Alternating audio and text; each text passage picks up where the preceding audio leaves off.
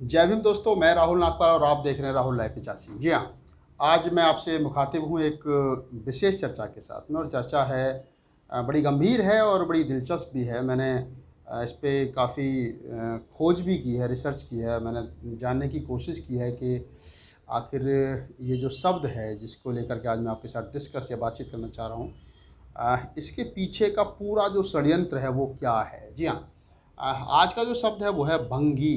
जी, बिल्कुल सही सुना आपने। भंगी एक ऐसा शब्द है जो आज के रूप में अपने आप में, अगर आप किसी को कहो कि क्या भंगी जैसी शक्ल बना रखी है, तो वो शायद आपसे झगड़ा कर ले, शायद आपसे लड़ जाए, शायद आपके ऊपर मुकदमा भी कर दे और आपके ऊपर SC ST एक्ट भी लग जाए कि इसने मेरे ऊपर जाति सूचक शब्द का इस्तेमाल किया है। आखिर ये शब्द जो भंगी शब्द था, ये जाति कैसे बन गया, और जो जाति थी, जो लोग जाति के बने, वो बाद में वाल्मीकि कैसे हो गए, और जो वाल्मीकि थे जिन्होंने रामायण लिखी, जिनको कहा कि वाल्मीकि ने रामायण लिखी, तो क्या वास्तव में भंगी ही वाल्मीकि थे?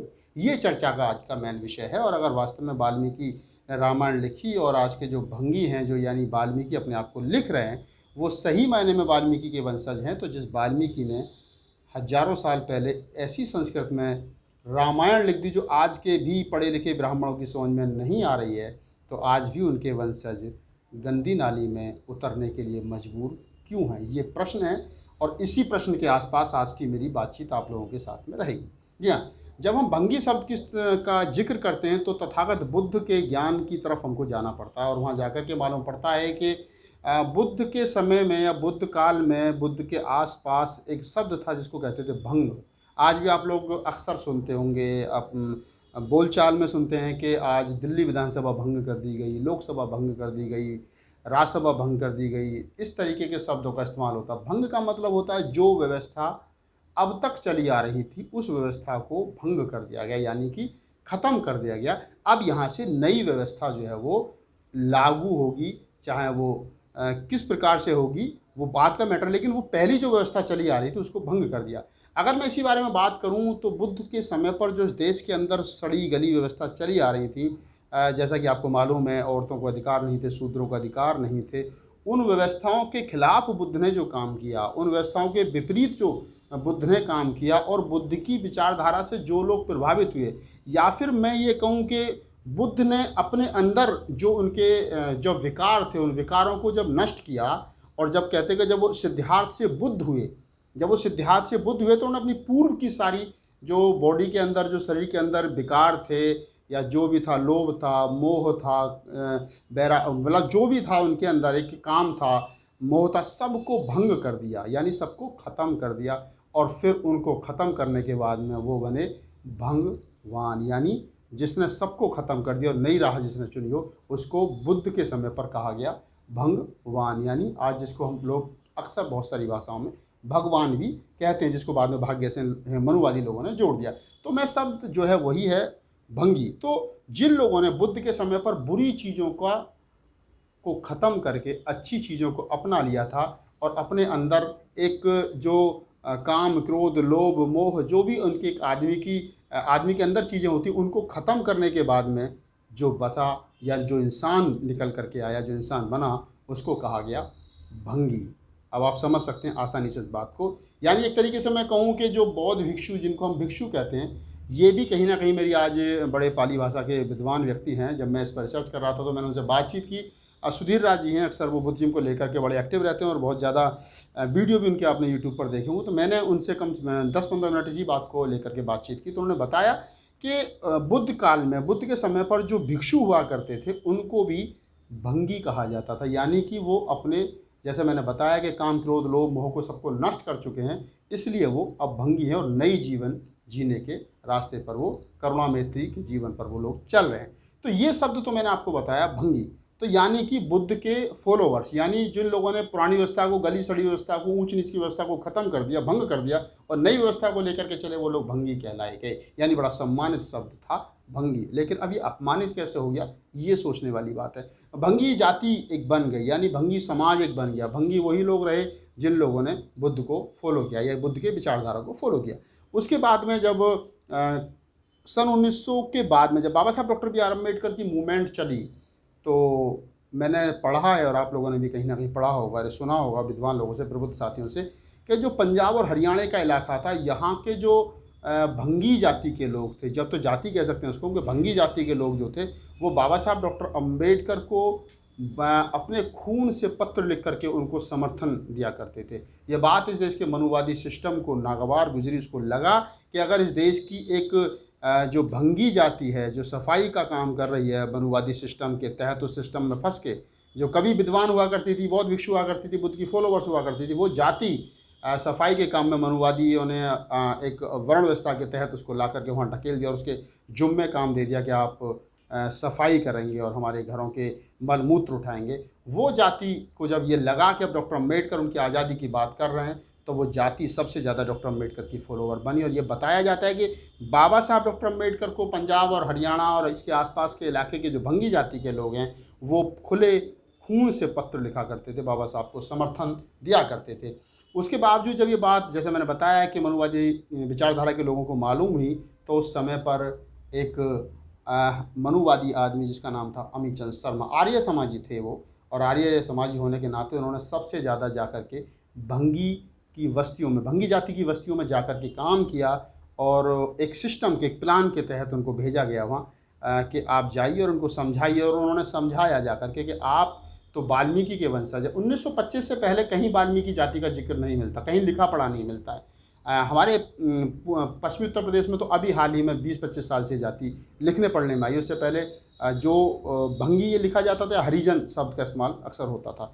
तो 1925 में, जैसे मैं बता रहा हूँ आपको, 1925 के आसपास अमीचंद शर्मा नामक जो व्यक्ति था, उसने जाकर के भंगियों की बस्तियों में जाकर के काम किया और उसने बताया कि आप कौन हैं। उन्होंने हमारे लोगों को बरगलाया और अमीचंद शर्मा ने वाल्मीकि के नाम से इनको जोड़ दिया और कहा कि आपके पूर्वज वाल्मीकि थे जिन्होंने रामायण लिखी थी, और आप तो वाल्मीकि के वंशज हो, आप डॉक्टर अम्बेडकर के चक्कर में कहाँ पड़ रहे हैं। इसका मतलब एक तरीके से हम कह सकते हैं कि डॉक्टर अम्बेडकर के मिशन को रोकने के लिए एक हमारे ही बड़े तबके को, हमारे जो साथ जुड़ रहा था मजबूती से, उसको हमारे अगेंस्ट खड़ा कर दिया, हमारे सामने खड़ा कर दिया और उसको वाल्मीकि से जाकर के जोड़ दिया, ताकि ये समाज डॉक्टर अम्बेडकर के आंदोलन का पार्ट ना बन सके। और अमीचंद शर्मा और तमाम मनुवादी लोग इस काम को करने में सफल हुए, और जब सफल हो गए तो वाल्मीकि जाति, वाल्मीकि शब्द के साथ में भंगी जाति जो है वो चिपक गई। अब चिपक गई तो आज तक वो वाल्मीकि को ढो रहे हैं, जबकि विद्वानों का मानना है कि वाल्मीकि रामायण में खुद अपना परिचय वाल्मीकि ने ब्राह्मण, वैदिक ब्राह्मण के रूप में दिया है। जब वो खुद अपना परिचय ब्राह्मण के रूप में दे रहे हैं वाल्मीकि, तो वो फिर भंगी कैसे हो गई, ये विचारणीय प्रश्न है। पिछले दिनों एक वाल्मीकि जी की जन्म दिवस मनाया जा रहा था, जिसमें एज ए वक्ता मुझे इनवाइट किया। मैंने कुछ एक सवाल वहाँ खड़े किए, लोगों जो बुद्धिमान लोग थे उन्होंने उसको स्वीकार किया, लेकिन कुछ लोग ऐसे भी थे जिन्होंने विरोध किया क्योंकि वो समझना नहीं चाहते थे। मेरे सवाल कल भी थे और वो आज भी हैं। मैंने कहा कि अगर वाल्मीकि जो थे वो अगर भंगी थे, मैं भंगी शब्द का इस्तेमाल इसलिए बार बार कर रहा हूँ ताकि बुद्ध से आप लोग अपने आप को जोड़े रखें। अगर वाल्मीकि समाज के लोग, वाल्मीकि जो है वो वास्तव में भंगी थे, तो मुझे ये बताइए कि आपके पूर्वज अगर हज़ारों साल पहले ऐसी संस्कृत लिख करके चले गए जो आज भी पीएचडी करने के बाद में संस्कृत में किसी ब्राह्मण के समझ में नहीं आती, इतनी उच्च क्वालिटी की संस्कृत थी, तो आप हज़ारों साल के बावजूद भी नालियाँ साफ़ क्यों कर रहे हैं? बड़ा प्रश्न है। अगर मेरा बाप आईएएस था तो मैं किसी भी रूप में कम से कम मजदूर नहीं हो सकता, रिक्शा नहीं चला सकता। ये मतलब साधारण सी बात है। दूसरी बात, जब वाल्मीकि, जब आज भी आपको पढ़ने लिखने में परेशानी आती है, आज भी आप जब पढ़ने लिखने के लिए जाते तो आपको जाति सूचक शब्दों का इस्तेमाल करके आपको रोकने की और आपको चिढ़ाने की कोशिश की जाती है, तो हज़ारों साल पहले जब मनुवादी व्यवस्था इस मुल्क के अंदर इतनी ज़्यादा मजबूत थी कि वो व्यवस्था किसी भी प्रकार से, इस देश के जो मनुवादी सिस्टम है उसमें जो अंतिम पायदान पर शूद्र खड़ा, और शूद्र में भी अति शूद्र जिसको हम दलित कहते हैं, उस जाति में पैदा होने वाले वाल्मीकि को, वाल्या को किस प्रकार उन्होंने, कौन से, कहाँ और किसने संस्कृत पढ़ाई थी और इतनी उच्च क्वालिटी की संस्कृत पढ़ा दी जो आज भी, जैसा मैंने बताया कि आज के ब्राह्मण की समझ में नहीं आ रही है। तो यहाँ ये स्पष्ट हो जाता है कि या तो वाल्मीकि भंगी नहीं थे और या फिर भंगी जो हैं ये वाल्मीकि नहीं है। या तो भंगी शब्द जो है ये वही बुद्ध का शब्द है और सिर्फ डॉक्टर अम्बेडकर के आंदोलन से रोकने के लिए भंगियों को वाल्मीकि के साथ जोड़ा गया ताकि डॉक्टर अम्बेडकर का आंदोलन मजबूत न हो जाए। और अगर वास्तव में वाल्मीकि भंगी था तो आज के भंगी के हाथ में कलम क्यों नहीं है, झाड़ू क्यों है? ये विचारणीय प्रश्न है। एक सवाल यहाँ पर ये होता है, और दूसरा सवाल ये है, मैं यहाँ पर एक बात और बता देना चाहता हूँ कि जो लोग इस वीडियो को देखने के बाद, शायद हो सकता है बहुत सारी राय वो अपनी रखें, लेकिन मेरा एक सवाल है बड़ा वाजिब सा, कि दिल्ली यूनिवर्सिटी में एक मैं नाम भी ले सकता हूँ, वाल्मीकि समाज की हमारी मेरी बड़ी अच्छी मित्र हैं, प्रोफेसर हैं, एसोसिएट प्रोफेसर हैं कौशल पवार। आपने आमिर खान के शो में उनको देखा होगा।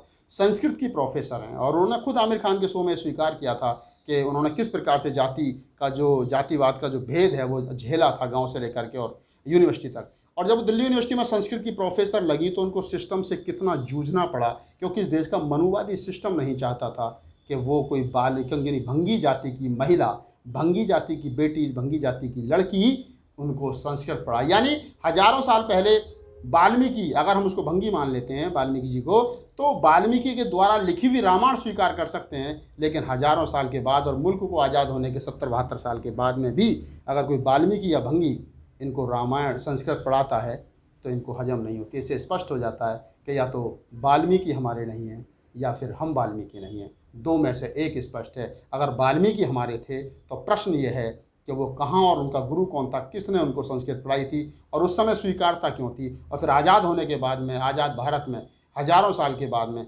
आज भी हमारे हाथ में कलम क्यों नहीं है, झाड़ू क्यों है। ये वाल्मीकि समाज के लोगों को प्रश्न पूछना चाहिए, करना चाहिए और अपने आप से आईने के सामने खड़े होकर के सवाल करना चाहिए। मैं चलते चलते बस एक बात कह सकता हूँ कि डॉक्टर अम्बेडकर को जिन लोगों ने फॉलो किया वो किसी भी काम में थे, उनके हाथ से या तो चमड़ा का काम करने वाले लोगों के हाथ से चमड़े का काम छूटा है, उन्होंने कलम पकड़ी। बाबा साहब ने कहा शिक्षित बनो, तो वो शिक्षित बन गए, चाहे वो चमार हो, जाटव हो, कुरील हो, दोहरे हो, अहिरवार हो, सतनामी हो, रमगढ़िया हो, रविदासी हो, भंगी हो, महार हो, XYZ खटीक हो, जो भी शेड्यूल कास्ट या OBC की जातियों ने बाबा साहब को सही तरीके से समझ लिया, वो उस आंदोलन से जुड़ गया और उसने अपना कल्याण कर लिया। लेकिन आज भी मैं दिल्ली जैसे महानगरों में देखता हूँ कि वाल्मीकि समाज जो अपने आप को वाल्मीकि कहता है, जिसे मैं भंगी कह रहा हूँ, भंगी इसलिए कह रहा हूँ बार बार कि ताकि आप अपनी ताकत को समझ सको, इस गंदे काम को छोड़ सको, तो वो आज भी कोरोना जैसी महामारी में जब जुलाई में नालों की सफाई हो रही है तो नंगे बदन बिना किसी सुरक्षा के देसी दारू पीते हुए मैंने देखा उनको, देसी दारू पी करके नाले में घुस करके बाल्टियों से नाली साफ कर रहे हैं।